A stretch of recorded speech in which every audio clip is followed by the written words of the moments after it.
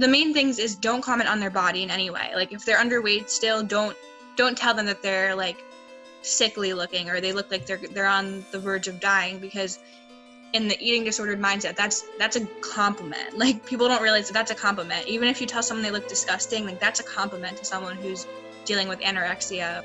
Hi, this is Shelomo Solson. I am the host of the Teenage Impact Podcast, where we share stories, tips, specific strategies on how you as a teenage kid can overcome any struggle in your life. I've done over 60 interviews with people who have gone through all types of struggles, and we provide you with life-changing tips on how you can overcome yours. I have some exciting news. I am about to release my book, Never Fight Alone, and it's releasing September 15th. If you would like to be notified when the book comes out, it's going to be a hardcover book and an ebook. Click the link in the description and put your email in, and I will also notify you on when Never Fight Alone, which is a compilation of 51 inspirational interviews and tips for teens going through some type of mental health struggle. Click the link in the description, put your email in, and I will notify you. Today, I have a very special podcast guest. Her name is Maddy. And Maddy, I discovered on TikTok. She put a post up, and I figured that I would interview her. How you doing, Maddy? I'm okay. How are you? I'm great. I had a presentation today, and it's been a pretty good day. That's so awesome. Maddy, you're so young, but you went through so many things in your life. Your dad passed away at the age of 4. You went through bullying, childhood abuse. Your mom had cancer at the age 2011, and she's still battling it.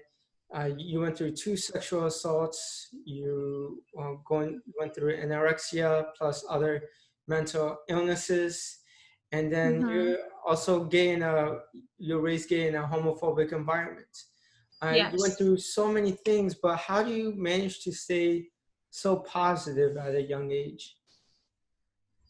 For me, I always feel like having a really good support system is what got me through it. Like having friends that are not unhealthy to be around, friends that genuinely care, and also seeking treatment was very helpful. I know treatment can be like really scary for some people, and like some people want to avoid like getting help because they don't really think they need help or whatever the case may be.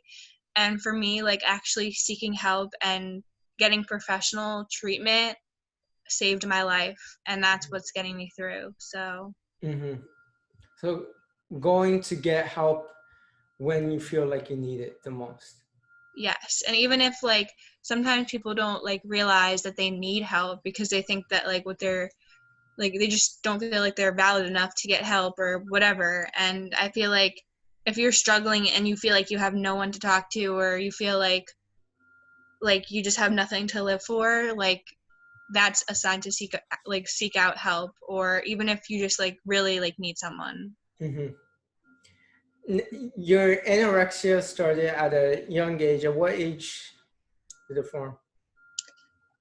I've had disordered eating habits like when I was a kid as well, but my full-blown eating disorder hit when I was 14, but it never got really bad until it was bad when I was like 14, 15, 16 in high school, but I had it under control, if that makes sense. Like it never spiraled to the point where I was like in a life-threatening situation. But then when I went to college my freshman year, I was sexually assaulted by a male student on campus, and that was when I was doing like a lot better. Like once I went to college, I was doing really well with eating. So that caused a relapse, and that was when I hit a really crucial like life-threatening point. After that happened to me, my school was threatening to kick me out if I kept losing weight, and like basically by the end of the semester, they told me that I had to go into treatment or else I wouldn't be allowed to come back. So I did go into treatment, and I was in the hospital from like May of 2019 until, I'm still in like a partial hospitalization, but like I was in like an inpatient environment from like May of 2019 to like October of 2019. And So so you were 14 when it really started to get yeah, worse. What do you think was the root cause of it? I feel like with everything that happened to me at a young age, like my mom's cancer and my dad's death when I was 4, like those things, it made me feel like I had like a loss of control, like a lack of control in my life. So that's why I turned to my eating disorder to like basically like feel like I had some control in my life, something I could control, something that gave me like a false high, like. But what really triggered it, like I feel like trauma is definitely the root cause of it, but what triggered it was joining the cheerleading team in 9th grade, and I was a flyer on the cheerleading team, and like a flyer is when you like get lifted into the air and stuff, and I like really liked flying on the team. And however, I was like very muscular because I had been a swimmer and a diver as well, so I had muscle. So like just by looking at me, you couldn't tell that I was like that I weighed as much as I did. Like you would think that I was just thin and tiny and not like heavy, but because I had muscle, I weighed more than they expected.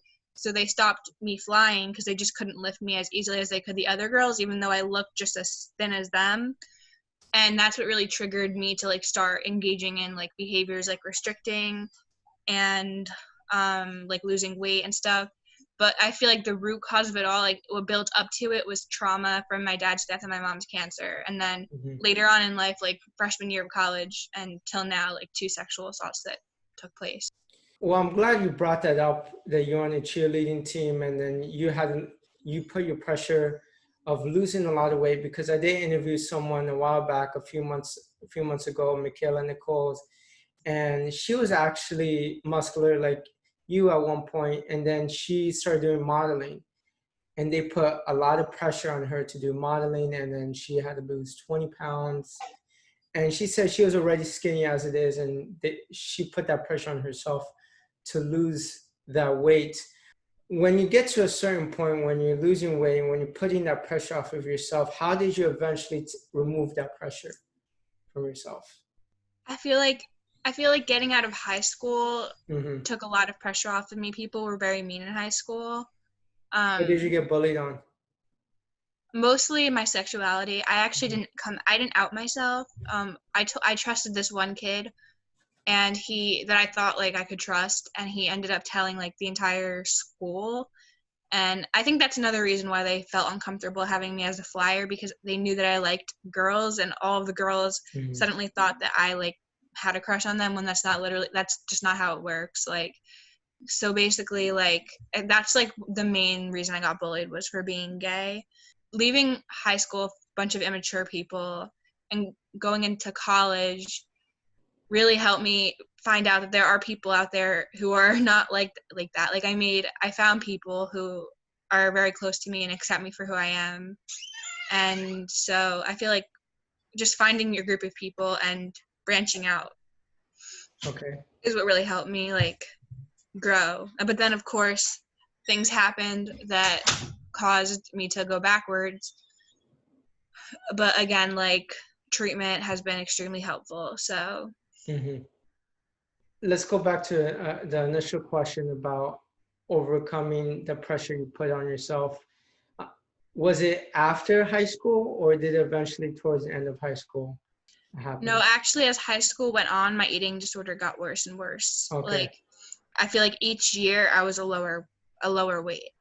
No, definitely never got better in high school. Like, I was underweight throughout most of high school, but I wasn't like underweight to a point where you would look at me and be like, oh my God, she's dying. But like my relapse in college, definitely I was on my deathbed. But like in high school, I managed to keep an unhealthy weight, but not be to the point of dying. If that makes sense. But it wasn't good anyway, because I was barely eating. I was lying about what I was eating. I was just hiding at lunchtime in the bathroom or like in the hallway. And so it wasn't a good time. What was that turning point then? Was it the inpatient facility? Well, then it was leaving high school, but after my relapse, the inpatient facility definitely, I feel like it helped me with gaining the weight back and stopping the behaviors like purging and like under eating and stuff like that. It was very helpful for that. But the partial program, which is like a day program, it's like every day, Monday through Friday, not inpatient. That really helped me change my mindset. Like help me like realize that there's so much more to life than like losing weight or not letting yourself eat what you want to eat. Like there's no point in not listening to your body and dieting. Like dieting is so stupid. It basically helped me like learn all of those things and get to a point where I'm stable. So There's mixed reviews about inpatient facilities. There's people that said they're super against inpatient facilities, but then people are pushing them to go to inpatient facilities. What's your thoughts? yeah, I've actually been inpatient 5 times in my life, because when I was like younger, before my eating disorder, I had to be inpatient for like suicidal thoughts. But so like I've been at a number of different places, and my thoughts are like, I think it can be really helpful for some people, and I think it can be really unhelpful for other people. Like for me, an inpatient environment for like suicidal thoughts was very helpful. Like when I was really young, it really helped me like stay safe and feel like basically like get past those thoughts.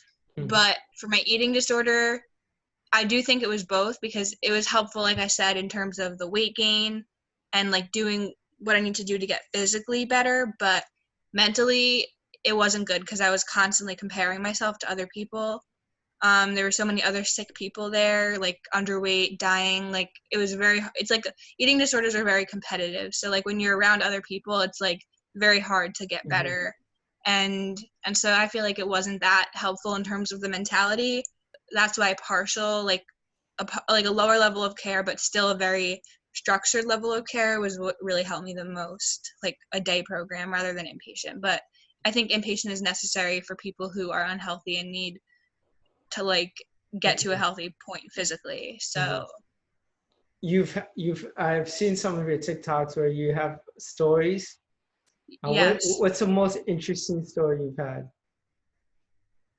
Well, yeah, so I guess like I have a lot of interesting stories, but like in inpatient for eating disorders, there's a very big invasion of privacy, because there's people who purge like after they eat, so they need to make sure people don't do that, and that involves like, like stalking us in the bathroom, basically, like literally like watching us.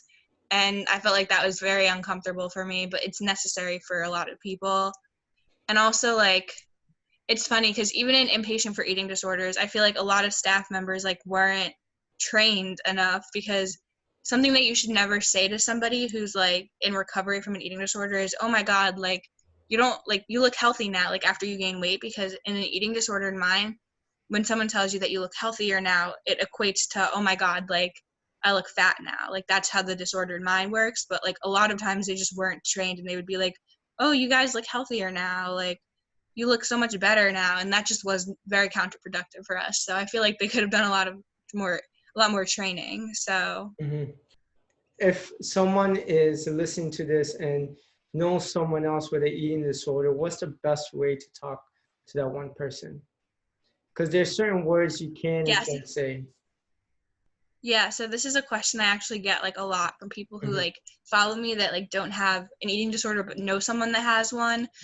And I feel like there's like a bunch of the main things is don't comment on their body in any way. Like if they're underweight still, don't tell them that they're like sickly looking or they look like they're on the verge of dying, because in the eating disordered mindset, that's a compliment. Like people don't realize that's a compliment. Even if you tell someone they look disgusting, like that's a compliment to someone who's dealing with anorexia or another eating disorder, because that's the goal of the eating disorder, to make yourself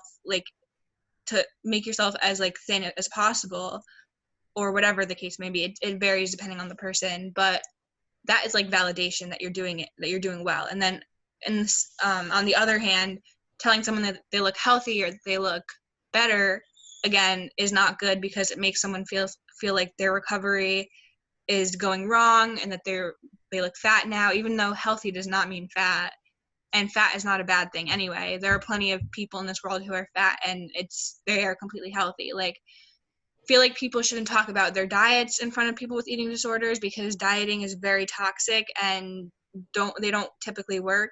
And I feel like people should like stray away from even mentioning diets or like working out, exercising, anything that could trigger someone who has that as an like addiction. Because eating disorders are very addictive, and a lot of us struggle with compulsive exercising.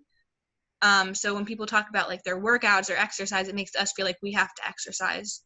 And sometimes that's not the best thing for us. And just like basically anything that has to do with like dieting or bodies or weight or shape or anything like that, I feel like isn't good. But if you want to compliment somebody on their recovery, you can say things like, your smile is so much bigger now, or you look brighter, or you seem so much happier, or something like that. Something that doesn't have to do with their physical appearance, like their body. It's very interesting. I actually interviewed a few people about their eating disorder, and they said the very same exact thing, that a lot of people, when they're gaining weight or when they're losing weight, they think that they're complimenting the other person, but psychologically, they're actually validating them or making them more insecure about their body weight. So a good, I would say, another one I heard is, you seem like you have a glow up. You look happier right now. So anything that doesn't have anything to do with physical appearances. Yeah, exactly. That's exactly what I would suggest. Uh-huh.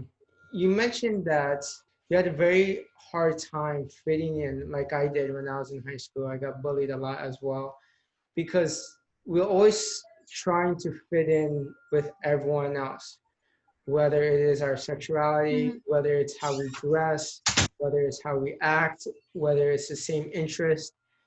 How do you eventually, like people who are insecure or trying to be like someone else, how do you eventually be comfortable with yourself? You see, that's a hard one. Like in high school, I feel like I never really like was okay with myself because I was constantly being scrutinized by the people around me, whether it was for my style or how shy I was. Wasn't really outgoing in high school, and I was very closed off. And also like people didn't accept me for my sexuality. So like it's like very hard to accept yourself in an environment where you're being like dehumanized almost. Eventually I got to a point where I was just like, like this is how I was born. Like there's literally nothing I can do to change it. Like again, surrounding myself with people who are positive to me, because there were very few people in my high school who I was actually friends with. Like I did have friends in high school who did accept me, but a lot of the people, most of the people in my grade were very mean and immature and just horrible. So venturing off into like college where people are more mature and people are more accepting was very helpful. And I found people who love me for my sexuality, don't just assume that I have a crush on them because I'm a lesbian, or worry about the way that I choose to dress or whatever the case may be. Like I feel like you need to find people who to surround yourself with who love you in order to love like yourself. Now, do you talk back to them, or would you just let it go so you don't ruin your day? Like, what would you do? Yeah, I was very submissive. Mm-hmm. I'm a like a I can't really tell people how I'm feeling because the last thing I want to do is hurt someone back after they've hurt me. Like I don't want to stoop down to that level. Now I'm a lot better at being assertive with my feelings, and if someone hurts me, it's easier for me to tell them off for it or just like defend myself. But in high school, I was just letting it happen and constantly having panic attacks and crying and going to bed wishing I wouldn't wake up, like crying myself to sleep and just like letting all of this happen because I did not know what to do and I couldn't stand up for myself. So Mm-hmm. I'm glad. I'm glad you're doing better. A lot of people eventually find their own way, and it's a lifelong journey on mhm. in life, because we're always a constant state of progress. And there are times where you will go back to your funk, but when you do end up in this funk, how do you manage to get out of it? It's kind of hard. Like the way that I like manage to do it is kind of do things that make, when I'm like in a depressive episode or a time where I'm more like hateful towards myself, I find it very helpful to treat myself and not be so hard on myself. Like stop pressuring myself to do things or to please people and more focus on things that I enjoy doing and basically care for myself. That helps me a lot because sometimes I notice that I'm very selfish to myself and way too selfless to others. Like I care way more about others than I do myself. So by giving myself the attention that it needs sometimes is what gets me out of that sometimes. So very, very similar personality. It's good to care for people. I'm not saying people shouldn't care for people, but a lot of times people, I know I used to be the biggest people pleaser out there. And when you try to please others before you try to please yourself, it's always this expectation that you should do something more and more and more for other people or try to please them by how you act. And then it's just going to be constantly displeasing yourself. Yeah, it's a constant battle. Exactly. I end every podcast episode with this one question because everyone that I interviewed has overcame some type of struggle, and that ties in with resiliency. How do you define resiliency? So resilience for me is like it's being able to bounce back from a really hard situation or a really hard time. I consider resilient is one of the words I use to describe myself when I'm asked to describe myself in a positive way, because there have been so many times where I've wanted to give up, and I feel like it's not weak to struggle and to want to give up and to just like be like in that really hard like spot, but letting yourself experience that and then growing from it and bouncing back from it is what resilience is to me. So like actually like bouncing back from a horrible time or situation. And do you have any last tips for someone who possibly is going through a death in the family, or someone who's feeling negative during quarantine, someone who's struggling with an eating disorder or other mental illnesses? Any last tips for anyone? So with death, the death of my father has gotten a lot harder as time has gone on because I avoided talking about it when I was younger. So if you're dealing with a recent death, I know it's hard to talk about it, but if you actually open up to people and talk about it, it will really help with the grieving process. And I really think that just surrounding yourself with people and not isolating is the best thing to do in that case, because I wish I knew that when I was younger, because I just spent all my life isolating and just not opening up about it. In terms of eating disorders, if you notice that you're having an unhealthy relationship with food in your body, if you haven't been diagnosed yet, like definitely once you notice something is wrong with your relationship with food, I would seek help, because there's never a time where it's too early. You don't have to be sick enough to get help, because the sick enough is just the eating disorder voice telling you that you have to get sick in order to get help, which isn't true. Even if you're struggling so minimally in your head, like you deserve to get help and get past that. So don't ever hesitate to get help. So yeah. And Maddy, where can people find you? People can find me on TikTok at madison.eve, EVE, or Instagram, Maddy's, MADDYS, .battle.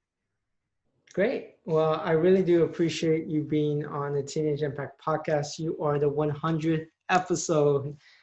Thank you so much for having me. Exciting, and I'm really looking forward to your journey in the following years. Thank you. I really appreciate it. Thank you for tuning in to the Teenage Impact podcast episode. I thought this podcast episode was enlightening. A lot of times people have the wrong perception because of social media, because of TV, that going to an inpatient facility is bad and that people will label you as crazy. But with the podcast interview with Maddy, she was in an inpatient facility. A lot of people have been in an inpatient facility, and they said it helps. If you think you are at the point of that you don't know what else to do, you have told people, they're trying to help you, then maybe an inpatient facility is not such a bad idea. Just a food for thought. Thank you for tuning in to this episode. If you haven't done so already, download my free ebook, 52 Tips I Wish I Knew in High School. I will also update you about my new book coming out, Never Fight Alone. And make sure, if you are interested in learning more, click the link in the description, type in your name and email you, and I will keep you up to date when the book comes out. If you haven't done so already, please rate me on podcasts, because the more ratings and reviews I have, the more Apple will recommend me to other people that want to be inspired just like you. Don't forget, take 30 seconds of your time. I would truly appreciate it to rate and review me on Apple Podcasts.